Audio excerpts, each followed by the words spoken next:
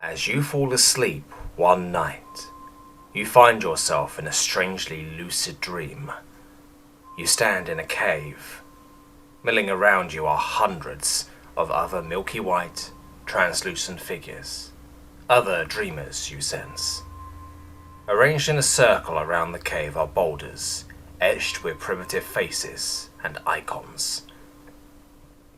A fire pit in the middle of the cave casts shadows from the boulders onto the walls, and looking at the shadows, you gain sudden insight into what the boulders represent. Gods. You feel you have a choice ahead of you. The Wheel. Agenda. Disciples of are expected to defend and advance civilization and law wherever they go.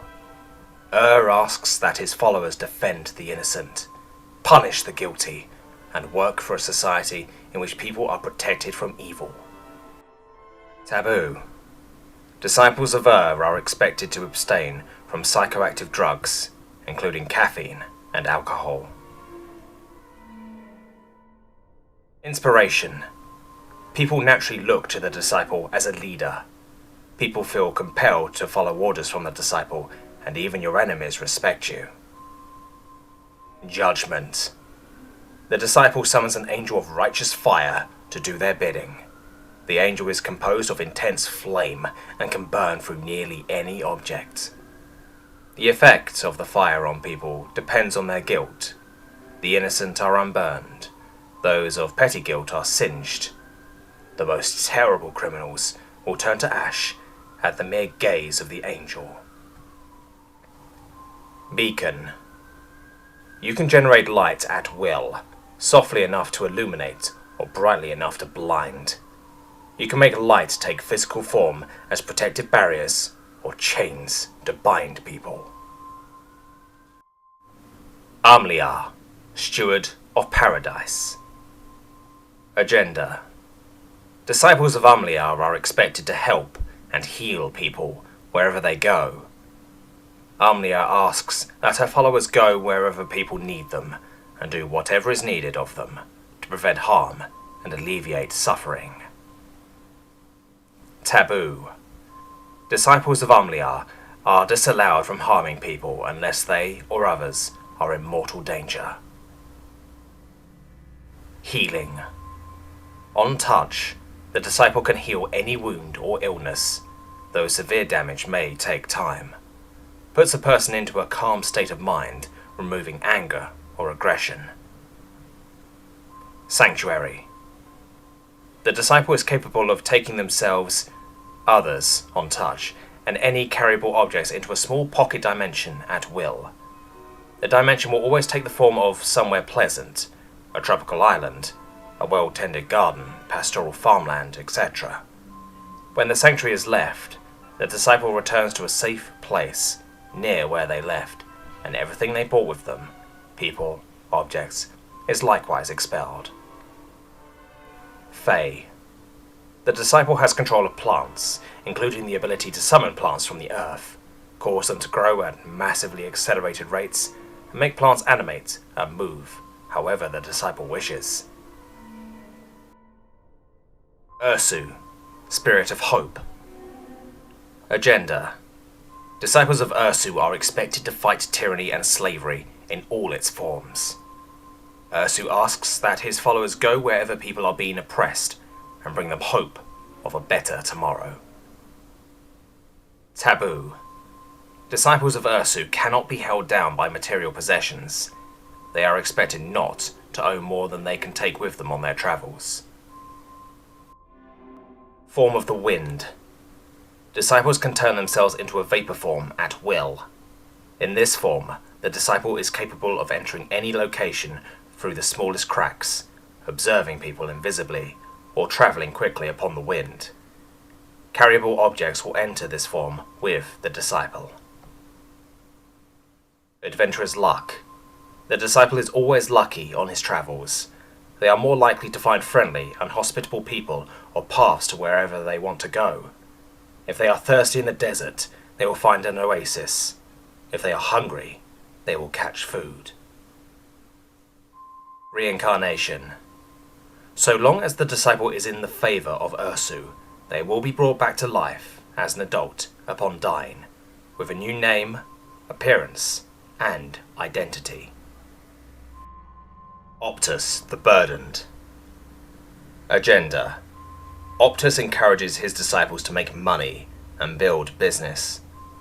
Optus expects his disciples to amass great fortunes and accumulate material possessions. Taboo. Disciples of Optus may not give away money or possessions and are discouraged from acting out of charity or altruism. Lord of Change. Each week, you will find money equal to 10% of your annual income in your wallet or your pockets, or behind the sofa. Midas Touch. You are able to transmute elements on touch into other elements. You must learn how to transmute each specific element. Elements with a lower atomic number are the easiest and fastest to transmute. Higher atomic numbers are harder and take more time. Vault. You have an inaccessible other-dimensional vault. Objects, but not people, can be shunted into the vault on touch and pulled from the vault whenever you wish, simply by thinking of them. There is no limit to its capacity.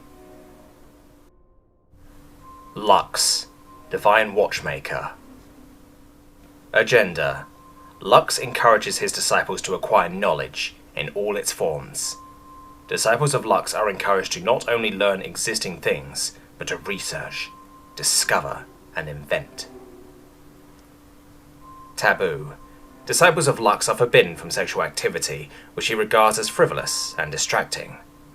Masturbation is discouraged. Clockwork Mind. Your brain is replaced with divine clockwork. It will now operate 3 times faster and possess near photographic memory. Also grants you a savant-level grasp of mathematics. Thief of Knowledge. By touching a person you can absorb their knowledge. This takes a few minutes to complete. The person will drop unconscious after a few moments touched. The knowledge is stolen, not copied. The person in question will forget whatever you take from them. Deus Ex Machina. By touching a machine, you instantly understand its design and inner workings. Once touched, a machine can be controlled remotely and made to perform any action within its functionality. The Long Man. Agenda. The Long Man values self-sufficiency and the hunt. He encourages his disciples to further the growth of unbound nature, if necessary, to the detriment of civilization. Taboo. Disciples of the Long Man are disallowed from living in urban areas in any permanent sense. Shaman. You can communicate with and command nature spirits. Spirits inhabit all natural things, rivers, mountains, etc., and have complete control of nature within their domain. Skin Changer. You can take the form of any animal at will. With favour, you can take dire forms, larger and stronger than the ordinary version of an animal. You retain human intelligence, but develop the instincts of whatever form you take. Minor wounds will heal in shifting. Major wounds prevent you from changing. Predator. During daylight hours, you exude a natural sense of charm. All living things, human and animal, will feel inclined to friendly behaviour towards you. During night, your senses of sight, hearing, and smell increase greatly, and you are capable of turning yourself transparent. These powers apply in all forms, but become weaker away from the light of the sun or the moon. Locked. The Will to Power. Agenda. Locked encourages his disciples to amass power in all its forms, to subjugate others, and enforce their will over all things. Taboo. Locked forbids his disciples from sentimental relationships. Those useless to you are to be discarded. Imperium. The disciple passively implants their will onto others. The more time spent in the company of the disciple, the more people find themselves bent to their will. Over extended periods, the disciple can completely enslave others, though this robs people of their personal initiative. Stronghold. By performing a human sacrifice, the disciple plants the seed of a fortress to grow at that location. The fortresses are solid metal and protected by magic, near invulnerable even to modern weaponry. They contain all manner of weapons and devices of war. The size and shape of the fortress suits their environment and can be modified in growth.